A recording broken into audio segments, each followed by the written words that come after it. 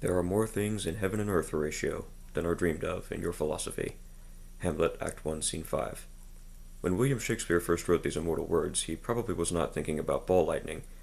However, this strange phenomenon is evidence that Hamlet's words to Horatio are just as appropriate now as they were 400 years ago.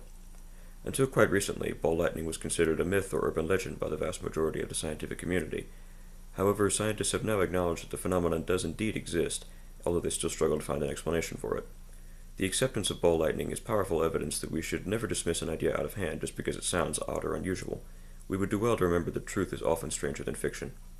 We will discuss three main points regarding ball lightning: that ball lightning is indisputably real, that no conclusive explanation for the phenomenon yet exists, and that the existence and mystery of ball lightning indicates that the strange subjects in our world deserve the same level of curiosity and serious investigation as more conventional fields of study.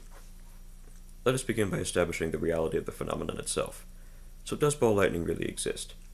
For centuries, people have described glowing balls of light in the sky and at ground level, and we have pretty conclusive evidence that this weird weather phenomenon does indeed occur. Reports may go back as far as ancient Greece, and sightings also occurred sporadically throughout the Middle Ages. The first documented cases of ball lightning in modern times were observed in the 17th century. According to historicmysteries.com, one famous episode occurred in a place called Whitcomb in the Moor, England, in October of 1638. A congregation was attending services at the local church, minding their own business, when suddenly an 8-foot ball of fire appeared, smashed up the church, split in two, killed 4 people, and injured more than 50. And you probably thought this was going to be a boring speech, didn't you? The parishioners were convinced that the event was a punishment sent by God due to the fact that some people were busy playing cards during the sermon. Fortunately, most instances of ball lightning are not nearly so violent.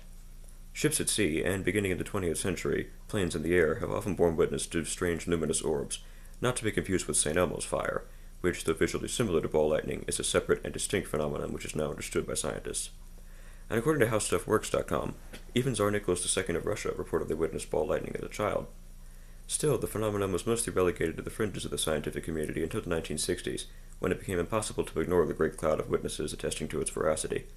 In 1963, a fiery ball of light appeared inside an airplane en route from New York to Washington. Ball lightning does occasionally invade aircraft. Thankfully, this form of ball lightning seems to be mostly harmless. Conveniently, this time the plane happened to be filled with scientists. Thus began the serious investigation of ball lightning, which clearly could no longer be ignored. So in spite of thousands of eyewitness reports, including many accounts given by credible sources, it took a long time for the scientific establishment to admit that ball lightning exists. Now let's take a look at some of the hypotheses which have been proposed to explain the phenomenon.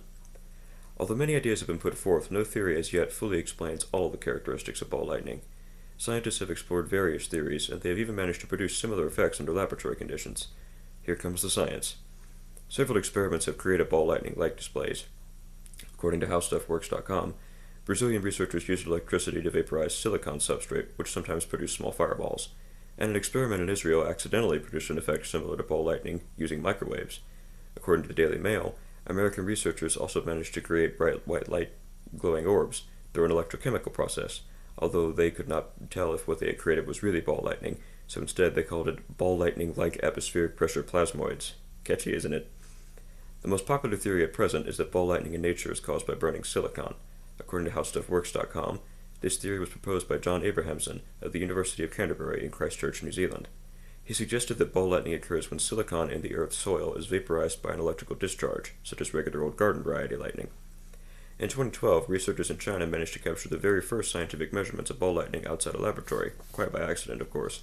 According to the Daily Mail, their findings seem to confirm Abrahamson's hypothesis. Of course, much more research is still needed, since one sample does not a theory prove. However, even if this theory is proven, it still does not explain some of the more bizarre characteristics of ball lightning, such as its ability to pass through solid objects, including walls, cockpits, and even people. So after centuries of speculation, we may finally be on the verge of solving at least one mystery of ball lightning, but we are still unsure how it can exhibit some of its more extraordinary qualities. So what does all this mean anyway? Why should you even care? Why do I even care, aside from the fact that this is a required assignment from which there is no escape? Well, ball lightning proves that there are still mysteries in the world. Society, and especially scientists, should learn to avoid dogmatic assumptions about what is and is not possible. Not only is our view of nature subject to constant revision, but a refusal to honestly evaluate new ideas can only hold us back scientifically. For many generations, ball lightning was regarded as a fantastic myth by scientists. Reports were virtually ignored by the academic community, and scientists did not begin fairly and thoroughly investigating the matter until just a half-century ago. The first scientific measurements of ball lightning were only recorded a few years ago, and accidentally at that. By refusing to fairly evaluate the evidence, the scientific establishment abandoned its mission to follow the facts, regardless of where they lead.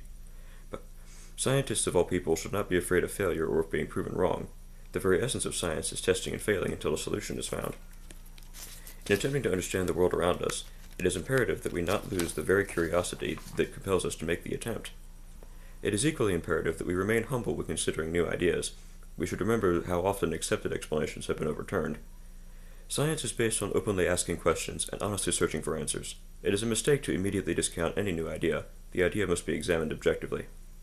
This leads me to the overall lesson I wish to emphasize. As we have seen, ball lightning is a real phenomenon, although it still remains largely unexplained. The intellectual intolerance among the very scientists who should have been actively questioning, instead of reflexively dismissing, prevented any real serious investigation of this and many other phenomena. So the next time you encounter an idea that seems a little odd, take some time to think about it before you make a judgment. Remember, once upon a time, the wheel was a crazy new idea too.